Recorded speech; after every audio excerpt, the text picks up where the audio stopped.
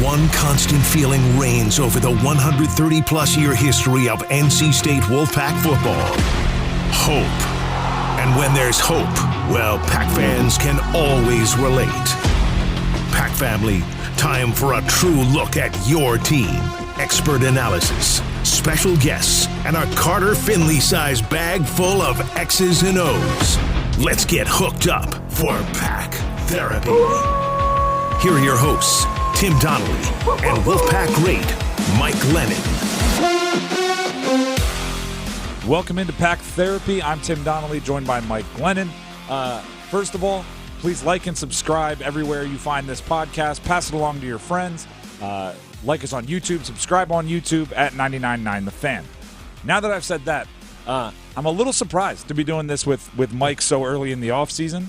Once the season kind of comes to a close, you think there's going to be a little football lull, but that just doesn't exist in college football anymore. So when the news broke yesterday that Noah Rogers, Ohio State wide receiver, who was in the portal, committed to NC State, you have to have a reaction to that. To set the stage for those of you that are going, why do we care about Noah Rogers? He is the former 40th overall recruit in the country. He is the former number one recruit out of the state of North Carolina. He was the 8th best receiver in the country, according to 247 composite rankings.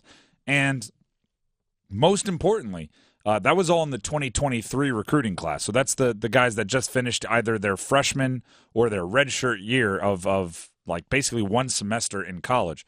So it's not like you're getting a guy that wore out his welcome somewhere else and now he's coming to NC State. Mike, what does a receiver like that do for NC State's offense? My immediate reaction was now NC State has the best receiving core in the ACC. You look at what was probably the best receiving core last year in Florida State with Keon Coleman and Johnny Wilson. Well, they're both gone to the NFL. And outside of that, I think that opens up the door for who is that group. And now it's NC State. I mean, with KC back, with Wesley Grimes coming, and now with this, I think there's a lot of expectation. And maybe the craziest part about it is they're all young. I mean, this is a really young group. And correct me if I'm wrong, Noah Rogers got a redshirt. He redshirted, yep. So now he's a redshirt freshman. Mm-hmm. 4 years of eligibility for State. And Wesley Grimes has, what, three? 3 years of eligibility, left? And Casey has 3 years of eligibility. So, I mean, you kind of now, I'm sure this was in Grayson McCall's ear, like, hey, we're going to get this guy. We feel confident we're going to get him. And for more years to come, this is going to be a destination spot for a quarterback, and it's exciting. And what it does, obviously, Noah Rogers is the type of player, type of recruit that whether you have a need at wide receiver or not, yes, right? Like you're always going to, especially he's from Rollsville, and has some connections to the team, and going back to Lex Thomas and on their recruiting class, they all have little pictures when they were visiting. Like there's this little squad of guys that's kind of reuniting when you think of Tamarcus Cooley, an incoming transfer defensive back from Maryland, Wesley Grimes, who you brought up, incoming transfer wide receiver from Wake Forest. They're all in that same recruiting class, and you get the feeling that they all split up and like stayed on a group chat and kept doing how cool would it be if we ended up on the same team? And then they're like, well, let's just do it for next year. And they've all done it essentially coming to NC State. But the other thing it is, outside of just Noah Rogers being one of those guys, Robert Anae, to me, is making a statement on the type of offense he wants to run, because they obviously did what they had to do to keep Casey Concepcion, which in the world of name, image, and likeness and transfer portals, I don't know what that is. I assume it wasn't cheap, and everybody came together to make that happen. Then you get Noah Rogers, similar situation. Wesley Grimes, who we've brought up a few times. Their incoming freshman recruiting class has 2 top 150 recruit in the country wide receivers in Terrell Anderson and Jonathan Paylor. Paylor just balled out in the Under Armour All-American game. Then they have 3 3-star wide receivers, Jamar Boston, Christian Zachary, and Keenan Jackson, who was a flip from UNC. He was committed to UNC until the day before signing day, flipped. They brought in the number 1 transfer tight end in Justin Jolie from UConn, in addition to Juice Vereen, who's kind of that H-back tight end style player. Jordan Waters, number 3 transfer running back, and then you bring up Grayson McCall also. And Jordan Waters, there's some rumors out there of other teams getting in the mix, But I believe the visit to Texas A&M that everyone was talking about didn't end up happening. So maybe he's looking around and going, hey, well, if all these guys are coming, I'm not going to miss out on it. And then there's other irons in the fire. You hear some things about Oklahoma running back Hollywood Smothers, who's from Charlotte, maybe being another target. This is Robert and I saying the offense we ran last year was by necessity, right? It was because we had a quarterback that could do a little bit with his legs. We had one wide receiver that we really, really wanted to get the ball, and we built everything else around that. He's saying he wants to go back to the best offense we saw under him, which would be, I believe, 2021 Virginia, when they had 5 or 6 guys catching passes, a couple of versatile pieces that could do like the tight end, backfield, wide receiver thing, and spread it around. And you can double any of them because we got 4 other guys that are studs. That's a really exciting deal for, I asked when Anai signed as the offensive coordinator if we were going to have Air Wolfpack. Maybe a year later, we're actually going to get Air Wolfpack, which still feels kind of weird to say, but it's happening, right under our nose. Yeah, I think when you brought that up, first thought was our conversation with Brendan Armstrong when he was like, the offense we ran in 2023 at NC State was completely different than the offense we ran in 21 at Virginia. But I think it's going to transform back into that offense that they had at Virginia when they had a bunch of guys on the outside that could make plays. Last year, I mean, I think it's pretty safe to say that they really only had one true playmaker they could rely on all the time in KC, and now he's back. And I just brought up the stats from that UVA offense. K'Tion Thompson had 78 catches, Billy Kemp 74 catches, Dontavian Wicks now with the Packers at 57, Jelani Woods, tight end, 44 catches, and Brendan Armstrong only had 251 yards rushing compared to what he did this year. So I think the offense is going to look a lot more like that kind of air raid offense that Robert and I had at Virginia, that he had at BYU. It's gonna be fun. That's I understand Dave Doran's kind of philosophy of running the football, winning with defense. As a quarterback, I'm excited to see them possibly air it out more and get the ball, into all these different playmakers' hands. And the cool part about it is when you bring so many guys in, right? The fact that they didn't bring in Wesley Grimes and say, okay, cool, we have Wesley Grimes and Casey Concepcion, we're good, is no one has to take on too big of a role. Right? Yesterday when the news actually broke live and I was on air, I said, I said similar things to you, like, gut reaction is this is going to be one of the best, if not the best, wide receiver core in the ACC. And immediately, you can guess which, logos they had in their Twitter headers, some other teams that may be rivals, were saying, oh, this guy's overrated. Oh, he couldn't get on the field at Ohio State. Why are you making this guy out to be Jerry Rice? And my response was, I never said he had to be Jerry Rice. He doesn't even have to be the number 1 wide receiver for NC State. He just has to be good enough to keep defenses honest against Casey Concepcion. Like, as good of a recruit as Noah Rogers is, I'd much rather, focus or put the number 1 mantle on the guy that was everyone's freshman All-American this past year. Like Casey Concepcion on an offense that did not sling it around a ton was the statistically best freshman wide receiver in the country. So Noah Rogers doesn't have to come in as if he's, this savior that's going to have 1,500 yards receiving. If he wants to, go ahead, right? He's got some of the pedigree.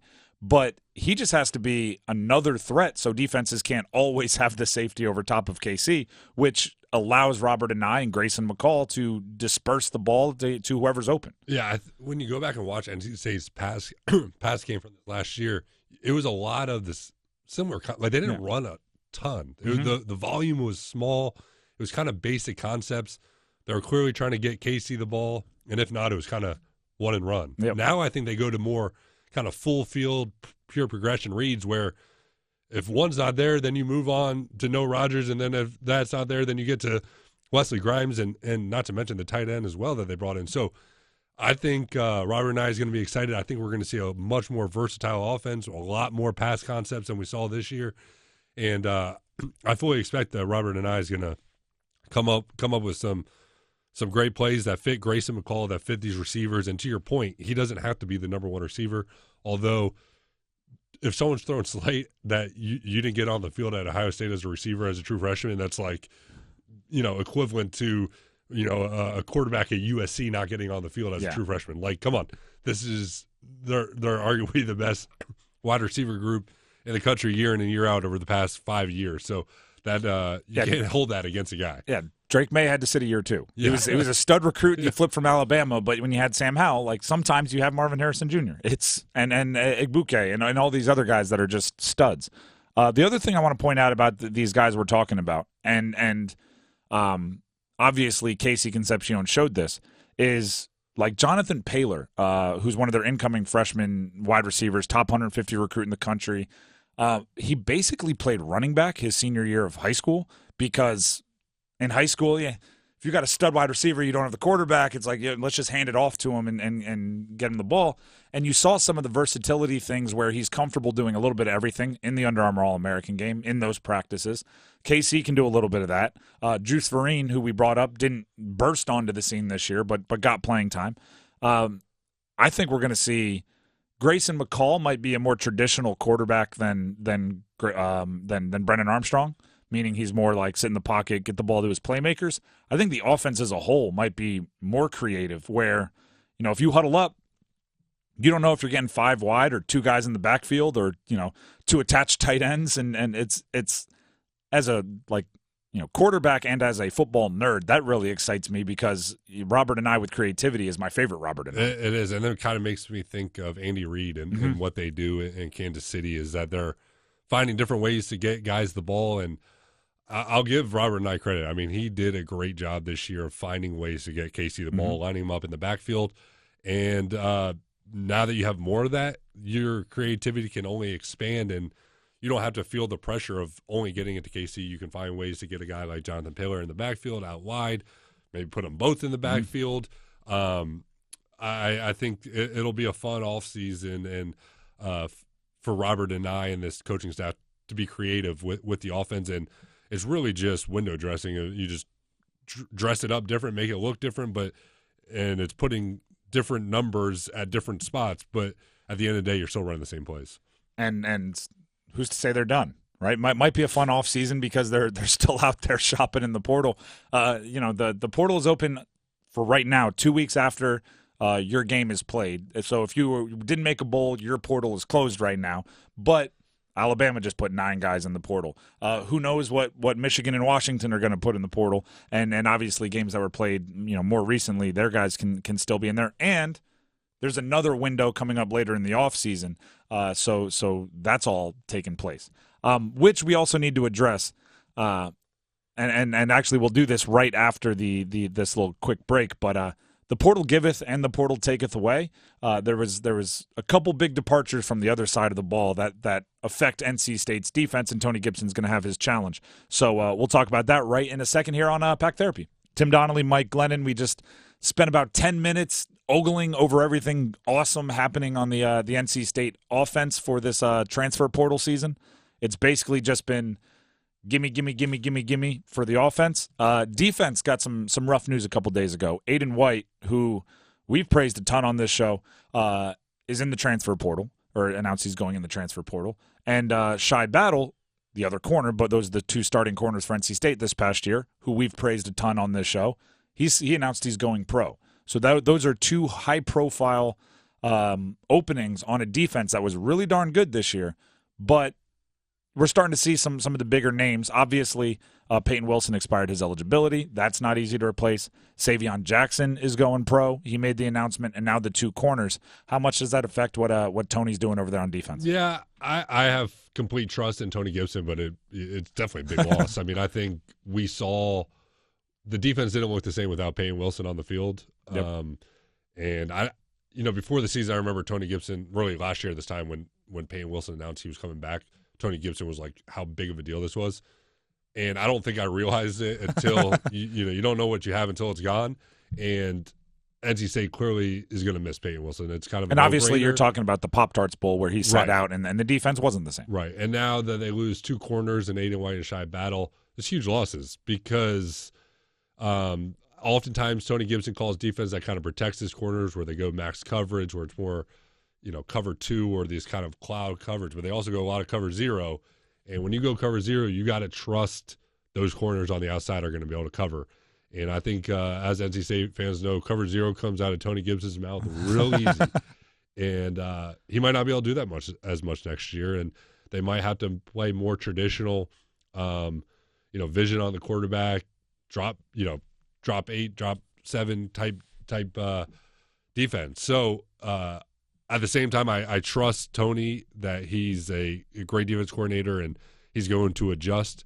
I also think they've proven to be able to go out and get guys in the portal. They got a guy from Villanova yesterday. I'd be lying if I said I knew anything about him, but either Devin or Devon Marshall. Tamarcus Cooley, they've gotten from Maryland, another defensive back. Right. And last year, I feel like they did a great job going in the portal and getting the nickel out of ODU. So I think these guys may be able to step up. And I think as an NC State fans, you just got to put the trust in Dave Dorn and Tony Gibson that they'll get the job done. To be completely honest, maybe the biggest development of the offseason is the 3-year extension that Tony Gibson signed because of everything you just said. You just trust the defense called by him more.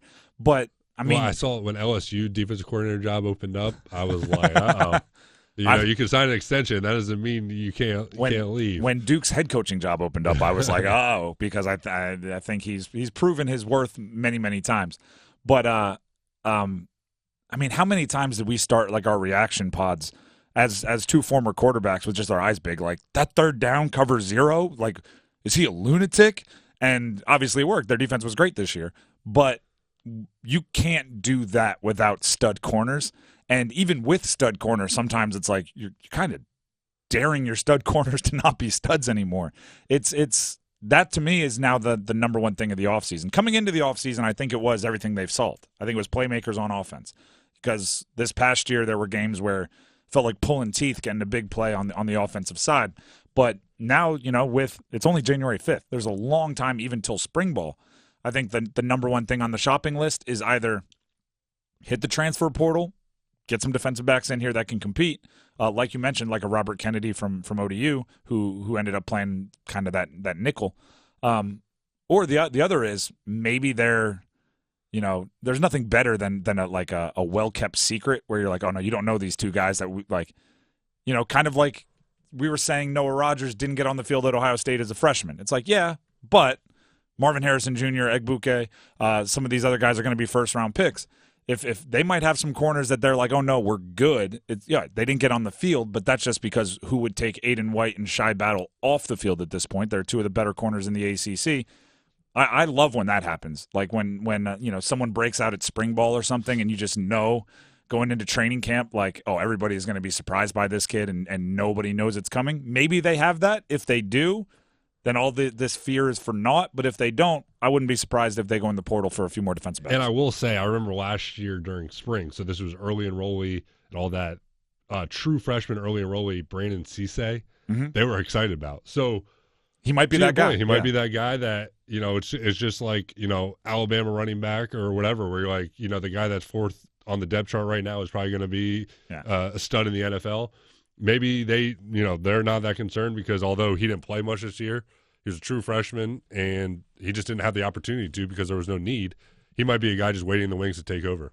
I'm also trying to parse through like the actions because one thing I think NC State has done really, really well is they've been really efficient in the portal. Like they get a need, they raise the money, the collective does their thing, and then like 3 days later, boom, we hear news. Noah Rogers hits the portal. Like 2 days later, boom, we hear the news he's committed. When that happens, it makes me think that like someone like Aiden White hitting the portal, could they have raised the money to get him to stay, similar to what they did with Casey Concepcion? Maybe it was, hey, do we spend all this money on a corner, someone who's established?